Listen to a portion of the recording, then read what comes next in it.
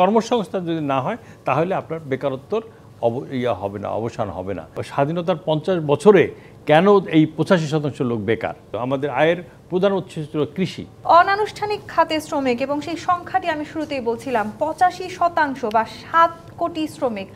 বাংলাদেশে যেখানে শ্রমজীবী মানুষ আছেন 8 কোটি, তার মধ্যে 7 কোটি শ্রমিক, তারা সবাই এই অনানুষ্ঠানিক শ্রমজীবীদের মধ্যেই পড়েন, এবং পুরো 100%, 85%ই তারা। এবং তাদের মজুরি নিয়ে বা ন্যূনতম কোনো অধিকার নিয়ে এখনো পর্যন্ত বাংলাদেশ স্বাধীনতার পরে এই 54 বছরে তেমন কিছুই অগ্রগতি আমরা দেখিনি। এমনকি তাদের কোনো আইনি সুরক্ষাও নেই। তারা আসলে ঠিক কি করবেন? 20 বছর, আমি যদি একটু উদাহরণ দিয়ে বলি, 20 বছর একজন গাড়ি চালক যিনি একই মালিকের অধীনে গাড়ি চালাচ্ছেন, হঠাৎ করে পরদিন তাকে বলে দেওয়ার সুযোগ আছে আপনি কাল থেকে আর আসবেন না। ঠিক এভাবে চলতে থাকলে আসলে শ্রমজীবী যারা আছেন, খেটে খাওয়া মানুষ যারা আছেন, অর্থাৎ এই 85% যারা আছেন, তারা আসলে অর্থনীতিতে কিভাবে অবদান রাখবে, কিভাবে তাদের ঘামের মূল্য আমরা দিব? প্রতি বছর 20 থেকে 22 লক্ষ তরুণ কর্মসংস্থানে আসে। এর মধ্যে আনুমানিক 8 থেকে 10 লক্ষ শ্রমিক বিদেশে যায়। এখন বিদেশে শ্রমিকের সংখ্যা প্রায় 1 কোটি 20 থেকে 30-এর মধ্যে তারা বিদেশে আছে, কর্মরত আছে। এই 10 লক্ষ আর 12 লক্ষর মধ্যে 1,20,000 লোক সরকারি কর্মসংস্থান, বিভিন্ন সরকারি, আধা সরকারি, স্বায়ত্তশাসিত সরকারিতে কর্মসংস্থান। আর বাকিদের মধ্যে আমাদের প্রাইভেট সেক্টরে 8 থেকে 10 লক্ষ হয়, এমপ্লয়মেন্ট হয়। কিন্তু প্রাইভেট সেক্টরে গ্রোথ কয়েক বছর যাবৎ নেগেটিভ, যার কারণে এমপ্লয়মেন্ট হচ্ছে না। নতুন মেশিনারিজ আপনার অত্যাধুনিক ডিজিটালাইজড হওয়ার কারণে অনেক শ্রমিক বেকার হচ্ছে এবং বেকারত্বের হার বাড়ছে।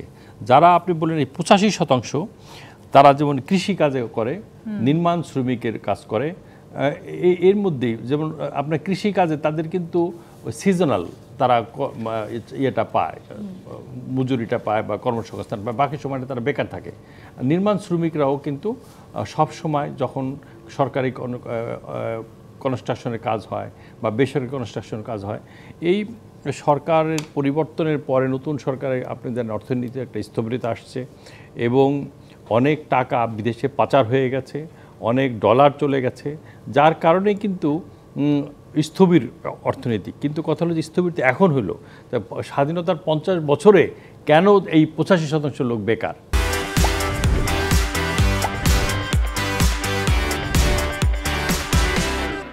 এটা বলতে পারেন, আপনি বলতে পারেন এটা আমাদের জন্য দুর্ভাগ্য।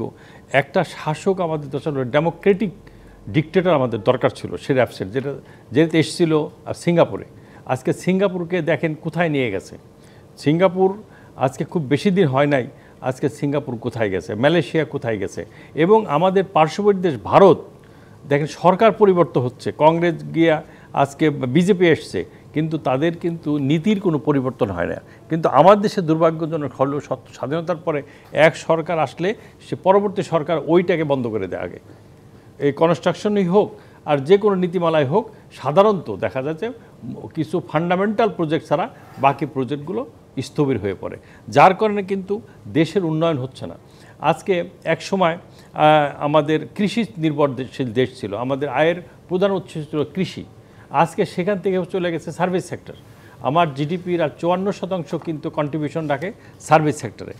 তাই 54% সার্ভিস সেক্টর, তারপরে 35 থেকে 35% ম্যানুফ্যাকচারিং, আর বাকিটা এগ্রিকালচার এখন 15 থেকে 18-র মধ্যে চলে আসছে এগ্রিকালচার।